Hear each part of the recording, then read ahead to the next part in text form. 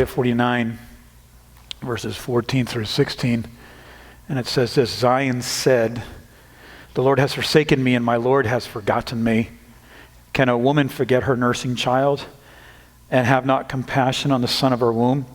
Surely they may forget, yet I will not forget you. See, I have inscribed you on the palms of my hands. Your walls are continually before me." And Zion here is a word that refers to Israel. It's a pronoun that's used for the nation of Israel, referring to its future. Sometimes it's referring also to the body of Christ, the church. And so we see Zion here, we see the complaint, we see Israel is struggling with three feelings. And these feelings are abandonment, being number 2, being forgotten, and number 3, just surrounded by needs. The Lord here in this chapter, and actually the first 13 verses of this chapter, chapter 49, is really talking about all that the Lord has done for Israel, all that God has done, all the blessings. And how many times have we talked to our kids about how much we have done for them, how much we've given them, that we graciously gave them something that they didn't deserve, or we gave them extra. And then they come around with what we see here in verse 14, "But I feel forsaken, and I feel like I've been forgotten."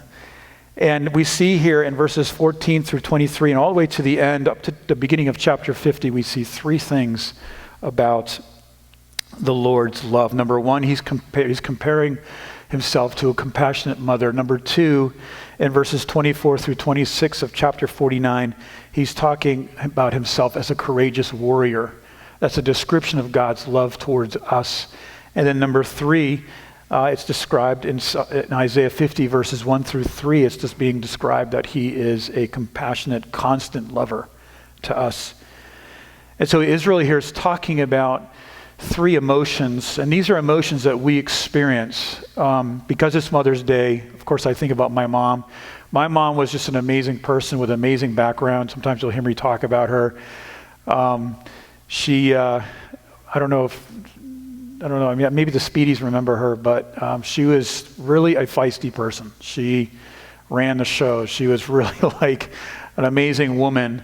And you just could not shake her when she believed something about something. And there was a time in her life when it wasn't going so well spiritually. But then some of us in our family started getting saved. And then her husband, my dad, got saved. And she began her walk with God. And I remember sometimes early in the morning coming downstairs, about 5 or so, and she's sitting at the breakfast table reading her Bible. Her Bible just looked like, just every page was written up with so many notes. I have it in my house. When my mom passed away, we were going through all of her stuff, and I said, "I want her Bible. Give me that Bible." And it was just packed with notes. And I remember just seeing the Bible was everything for her. And when I think about my mom, I think about her walk with God, her prayer for her family. When her family wasn't walking with God, she prayed over the family. She bore the burden. She dragged us all to church. She got us into Sunday school. She got us into church. And I remember the load that she carried. She grew up with an alcoholic father. And that really that does something to a young lady in many ways. But God healed her from so many things. And I remember when she passed, and I remember, not to make this sad, but I remember when she passed. And like if you've had a loved one pass, there's just this tremendous amount of details that you have to do. It's unbelievable. You could be so prepared, but then all of a sudden there's all of these things and you're dealing with grief at the same time. And I remember just kind of setting aside my grief and just kind of making all this. I'm the oldest in the family among the siblings, and just leading all of this. And I remember when we were at the graveside, and we said goodbye at the graveside, and we were driving away. It just hit me like a ton of bricks. I mean, there's all this grief and joy because she was in heaven. That she had tremendous arthritic pain, unbelievable. And she would never, ever let anybody help her. And I just remember driving away thinking I had this amazing joy that she's in heaven dancing. She was part of the worship team back in our church in Maine when I was there. Yes, Maine. And she loved outreach. Oh my gosh, she was just all the time. She was out. She had her cane. She was just like doing outreach. And And she would just go up to these really young people that just look incredibly intimidating, and she would just go up and love on them, talk to them.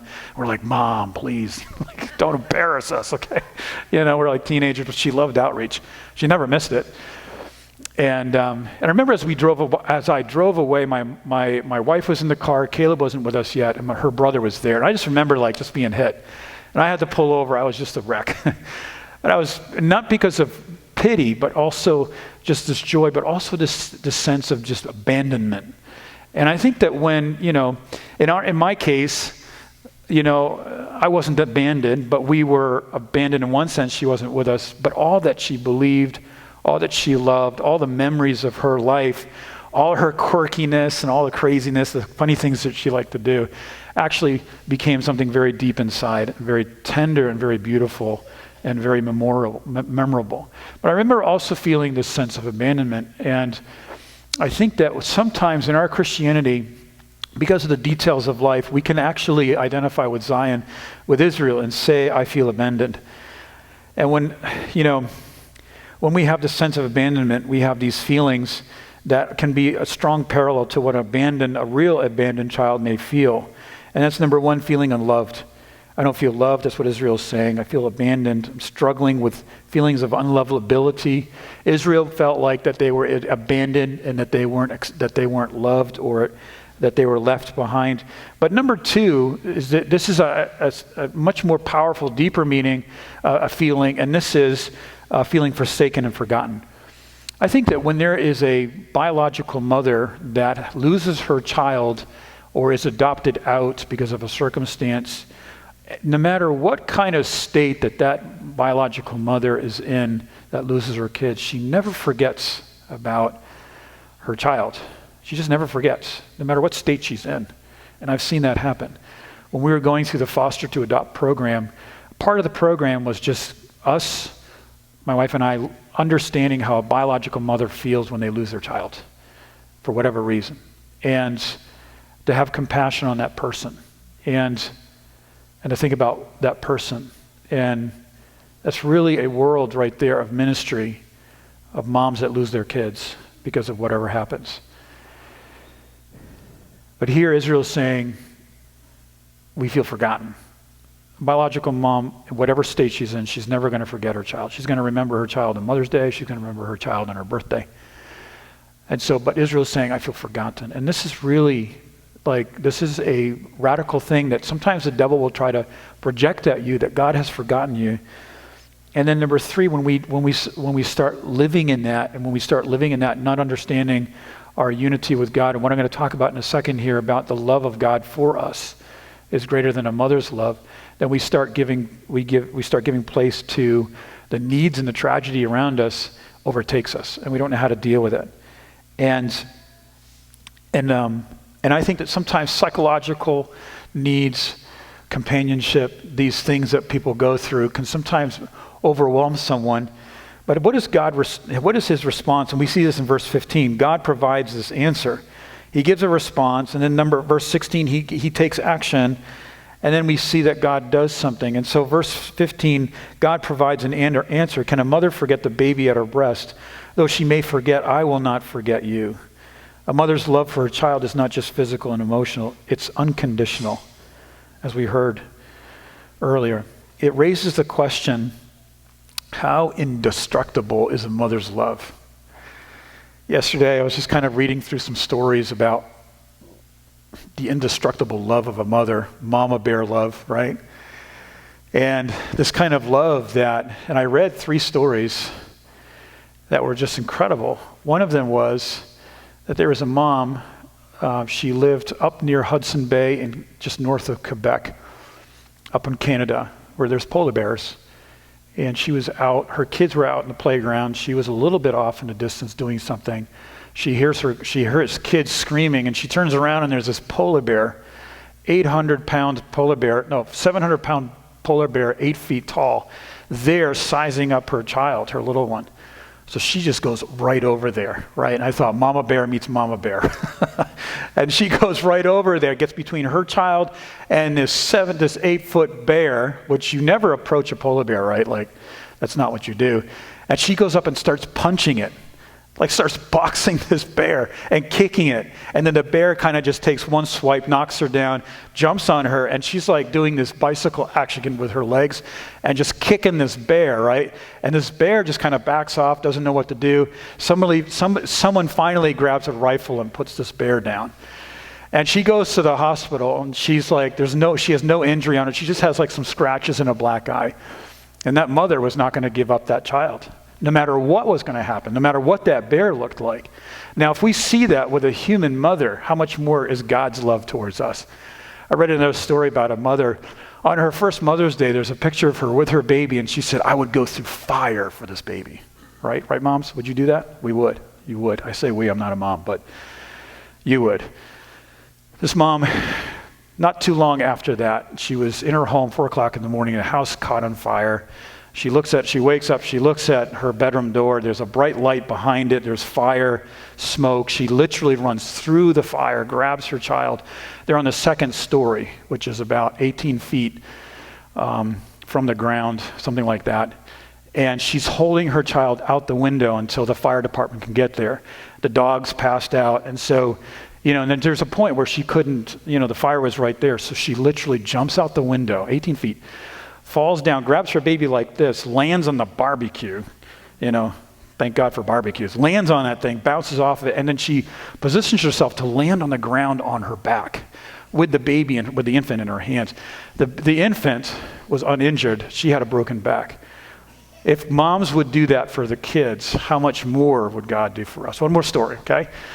A mom is giving birth to triplets, and one, she's by herself, and I don't know the whole story, but she's by herself. She has one of them already. 2 more are on the way. She's in labor, and the first one stops breathing. So while she's waiting for the ambulance to come, she's doing mouth-to-mouth resuscitation to this little baby while she's giving birth to 2 more. That's indestructible love, isn't it? That's incredible. That's amazing. And how much more God would love us.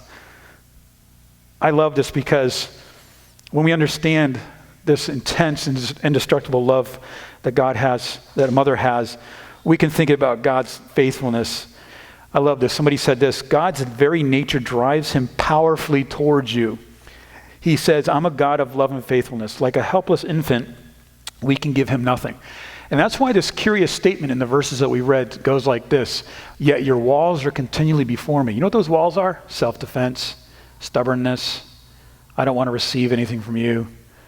I can do it myself. Or I don't believe that you're a good God. When someone's really been torn up and hurt in their life, and they come into the body of Christ and they just start experiencing the grace and the love of the church, you may find some really interesting reactions from them. You might get stiff-armed, right? You might get pushed back. There may be some sharp words. Because people don't know what to do with grace. They don't know what to do with love. And that's why when God starts loving us, we put our walls up sometimes because we don't know, is this something I can trust or is this dangerous? Yet God's speech here, God's answer in verse 15 doesn't end here. This conversation is not a monologue because in the very end it really convinces you and I that somebody loves you is not only talk, but there's action. And that's number 3, verse 16. There's a beautiful metaphor here.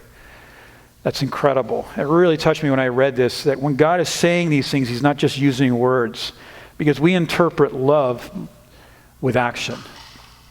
In verse 16, the metaphor says, see, I have engraved you on the palm of my hands.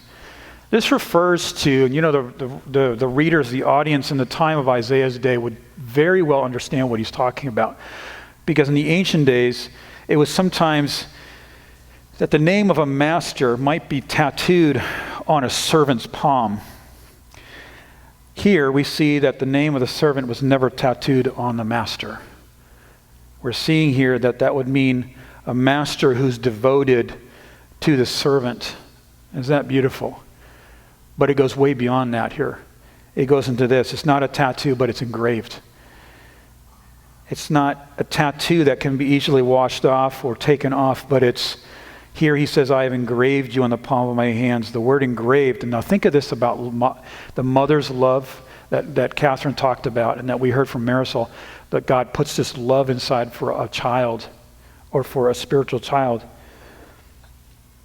I have engraved you in the palm of my hands. The word engraved here is a very specific Hebrew word, which means to engrave with a hammer and a chisel. Does that remind you of something, someone, something that happened? That God said, I loved you with a love that cannot change. I have loved you that's indestructible. I love you with a love that would go through fire, that would jump out of a window. I would love you to face so much that I would face a monster that could destroy me. This is the love of God, and this is what happened at the cross when Jesus allowed the Father, through the hands of ungrateful men, sinners, and just demonic people, to engrave his love on his hands through the suffering and the crucifixion of Jesus Christ. Letting people take a hammer and a hammer and just drive a spike into his hands. It's unbelievable. And that is the depth of the love of God.